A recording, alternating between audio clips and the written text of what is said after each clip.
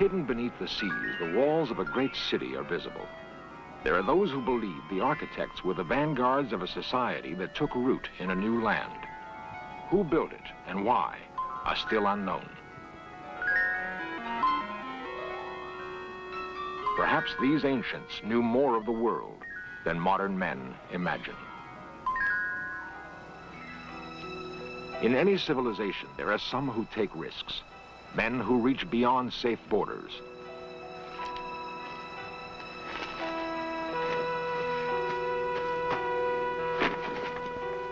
The passing of adventurers may be signaled by structures on the land, marks in the earth, ciphers in stone, like the curious ruin on a bleak New Hampshire hilltop.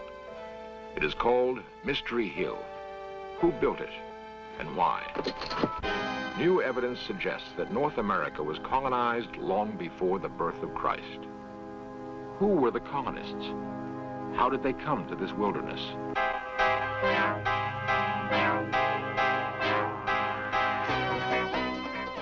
This series presents information based in part on theory and conjecture. The producer's purpose is to suggest some possible explanation, but not necessarily the only ones, to the mysteries we will examine.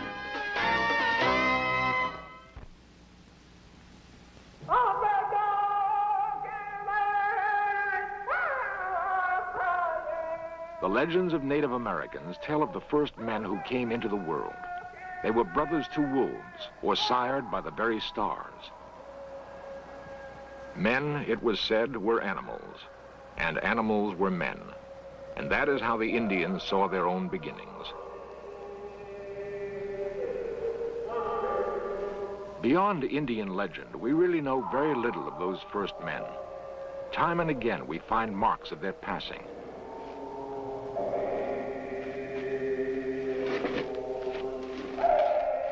Who were they? Where did they come from? What drove them to probe the wilderness and build outposts? Too many traces have been left by early wanderers. They cannot be ignored or easily explained away. In scattered enclaves, a fragment of what had been built may survive. It will become a small piece of our past, an item of evidence that leads researchers to the discovery of what truly occurred.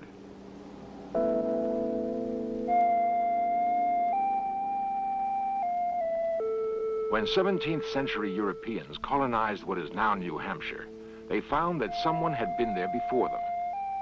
At the time, no one thought much about the stone ruin near New Salem. They called the curious stone structure Mystery Hill and let it go at that. Mysterious it was, totally unlike anything else the Europeans would encounter in their settlement of North America. It would not be until 300 years had passed that investigators would begin to solve the riddle of Mystery Hill. Their research would challenge some cherished ideas about the past. It's easier to cling to traditional beliefs than accept the possibility that we really know very little about our past. But if new ideas are sometimes uncomfortable, they can also be exciting. In the past year, evidence has been uncovered which suggests that there was a highly civilized presence on the shores of America thousands of years ago. The land called America was not devoid of people when the Europeans came. Europeans called the natives savages. The natives called themselves Ottawa and Cree, Mohawk and Seminole, Dakota, Pawnee, and Kiowa. They were as unprepared to meet Europeans as the settlers were to understand them.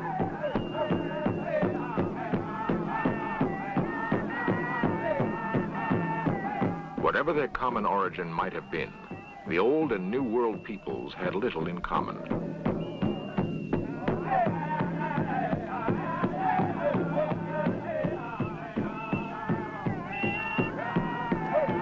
For the most part, the American Indian was still in the Stone Age. They revered their physical environment and lived close to it. They built lightly on the land, and although they banded together into great nations of hunters and warriors, their cities had no more lasting impact than a carpet of bright leaves in an autumn forest.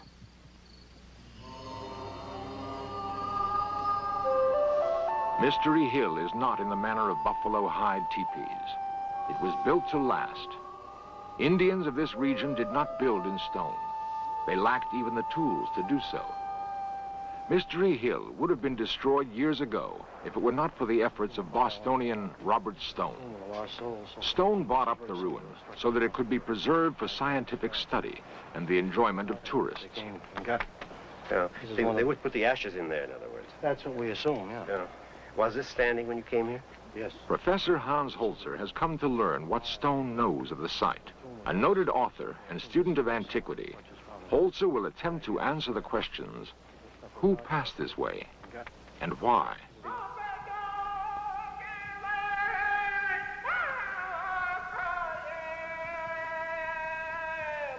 The American Southwest is an arid land. Its native inhabitants found it difficult to scratch out a hold here. They built cities of mud brick, backed against cliffs for protection.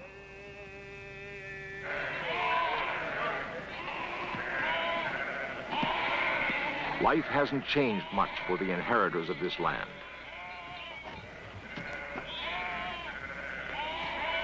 Outside of the few big cities of the Southwest, men still herd livestock and try to wrench a living from the dry soil. Theirs is a rich heritage, nevertheless. We know the Pueblo Indians by their etchings in stone. Their cliff-bound apartments showed thoughtful design and careful execution. But brick is not stone. The techniques used to build the Pueblos did not build Mystery Hill. Hans Holzer and Robert Stone can find little that Mystery Hill has in common with the Pueblos of the Southwest. Its architects must have come from another place, another culture. In the Medicine Bow Mountains of Wyoming can be found another curiosity in stone. It is called the Medicine Wheel. Mantled by snow much of the year, the geometric arrangement of rocks puzzled Western travelers for a long time. Most investigators are now agreed that the wheel was an Indian calendar.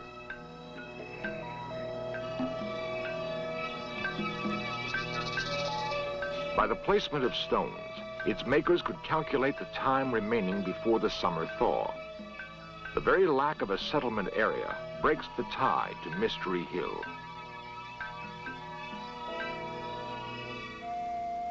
The long central lane at Mystery Hill is reminiscent of some walled-in streets of ancient Europe. And where does the lane end? At a large central structure Professor Holzer has reason to believe was a temple.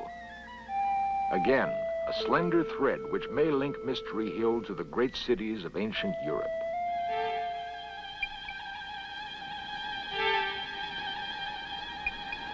Might the strange visitors to Mystery Hill have crossed an ocean? We have evidence that Norsemen like Leif Erikson made epic voyages in the 10th century. Erikson was blown off course while making a passage to Greenland. The landfall he reported making is thought to have been Newfoundland. He likely touched the New World, but all evidence is that he had neither the charter nor the will to begin a colony.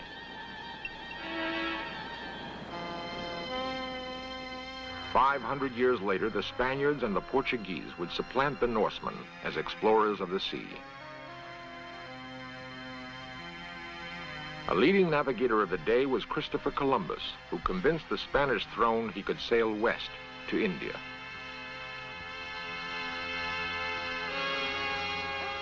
These voyages were overtures to the coming of European colonization of the Americas in the 17th century. It is certain, however, that there were ships capable of making ocean crossings long before the time of Columbus or Leif Erikson.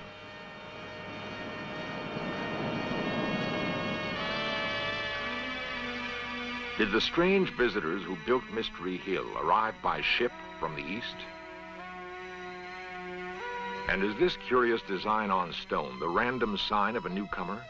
Or is it the hull of a forgotten ship that turned its bow into the unknown centuries ago?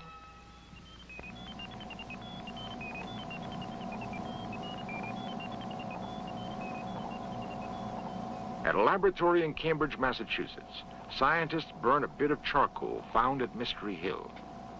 Charcoal is largely carbon, and carbon contains minute quantities of radioactive material. This material decays at a constant rate. Knowing that, scientists can fix the age of the sample. They determined that it is at least 3,000 years old. The charcoal was found wedged between slabs of rock at Mystery Hill. The fire that produced it was lighted 1,000 years before the birth of Christ. And the open question remains, but by whom?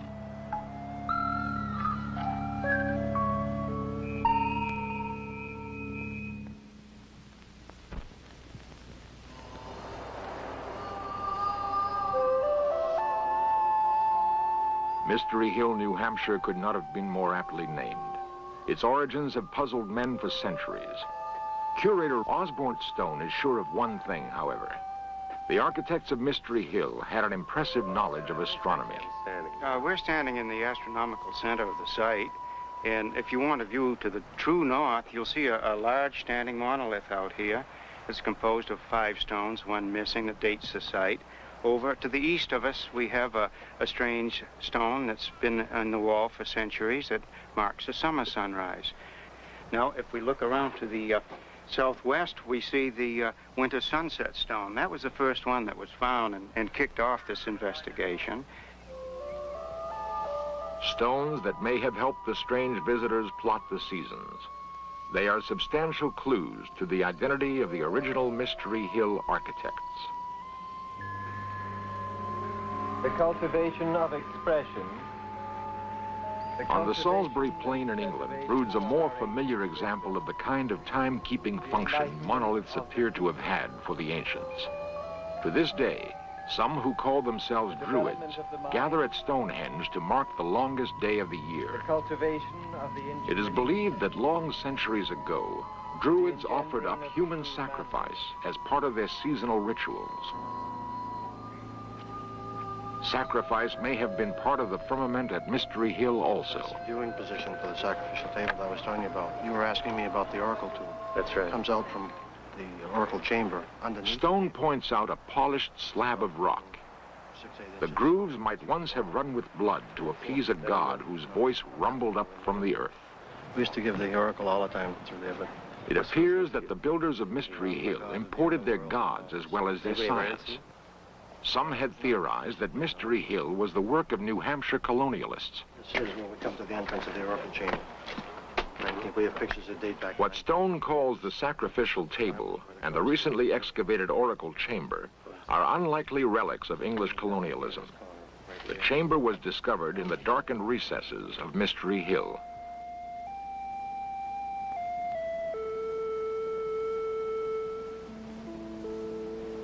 Professor Holzer has seen similar sacred grottos before, complete with speaking tubes to humble the faithful. The so-called oracle chamber had been the work of another society, a civilization where obedience to the Delphic voices was immediate and complete. The chamber was found not in America, but amid the ancient ruins of the Mediterranean. Holzer will need more than these similarities if he is to advance his theory about Mystery Hill's strange visitors.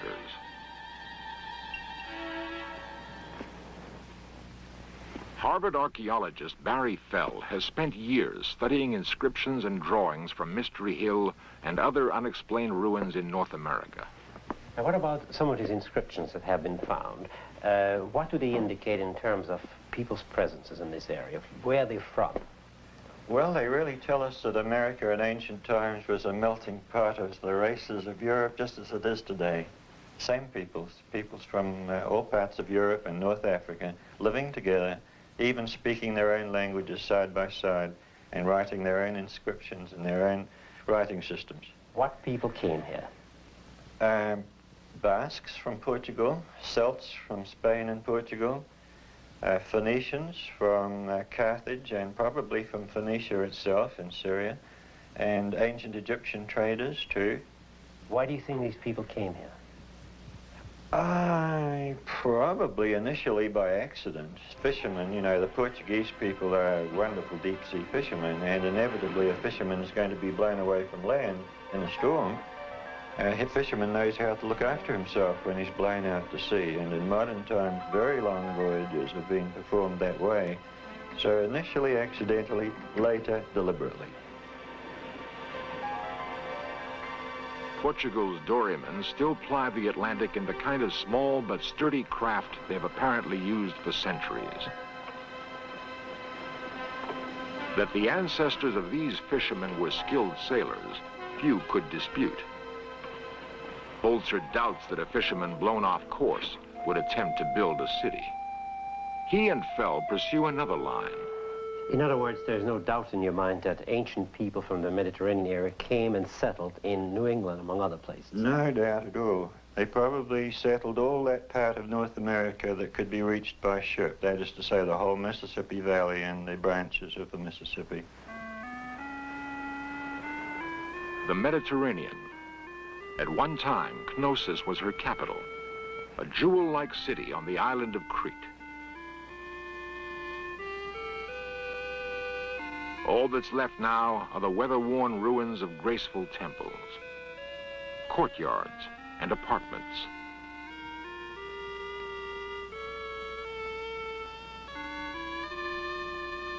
The people of this island were called Minoans. They were heirs to Phoenician sea kings who sailed here from what is now Lebanon. The Minoans loved music and art almost as much as they loved the sea. Even their architecture had a lyrical quality. The sea never seemed far from their thoughts. They must have gloried in all its aspects. The sea brought the Minoans power and wealth. Perhaps they had commerce with other advanced civilizations now lost to us.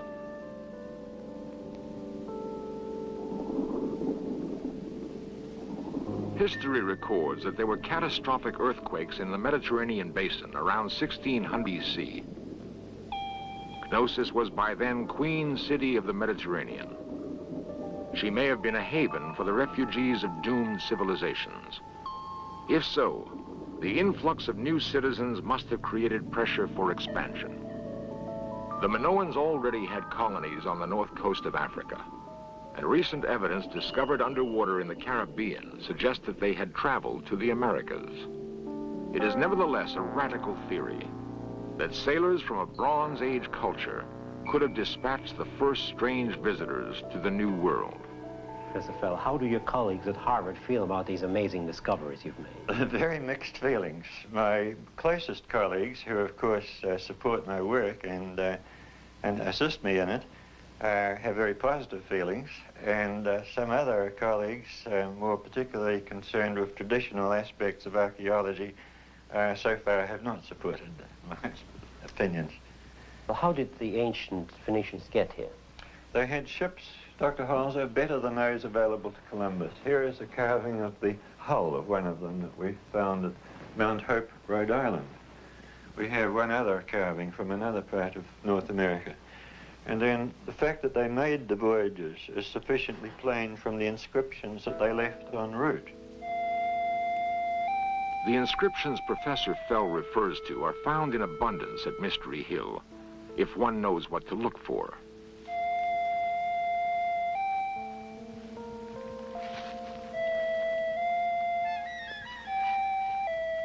Osborne Stone, who assists his cousin Robert in preserving the site, points one out to Dr. Holzer. It has come to be called the G Stone. Holzer reads much more than a G on the weathered rock. To me, there's no question that this was written by people who spoke the ancient Phoenician language and used the Phoenician alphabet. The origin of this inscription is in the area of Phoenicia and the island of Crete, the Minoan culture, where Phoenician people settled and then became the Minoan people. Professor Holzer has found his answer to the puzzle of Mystery Hill. From a small island in the Mediterranean to a hilltop in New Hampshire, it must have been an incredible journey. Everything feels right and seems to fit. The style of masonry is the same. The walled lanes are common to Knossos. One could almost imagine being on Crete if it weren't for the Yankee accents and pine trees. Many will find it hard to believe the implications of Professor Fell's painstaking research or the results of the carbon dating. But the late summer of 1976 saw two distinguished researchers joining the ranks of those who support the Minoan theory. And there were indications of more hard evidence to come. Skeptics abound in every culture. The Minoans may have found it difficult to believe there was much of a future here in America. It must have seemed so primitive. Perhaps that's why they vanished.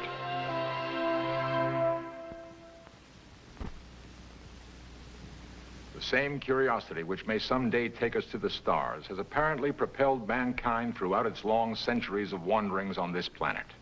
We have evidence now that America was known to great civilizations which had become dim memories long before the birth of Christ. Much of what those strange visitors knew may be lost to us forever. The coast of America we thought of as pristine until the 15th century may have in fact been a thriving outpost of ancient commerce and exploration. We can only guess. The record of Mystery Hill was ignored for hundreds of years. It tells us that the Phoenicians may not have been the first strange visitors to America, but that they were apparently the first to build a link between the old and new worlds. The link would be broken for reasons we cannot fathom yet. Centuries later, the old world would rediscover the new. This time, the link would hold.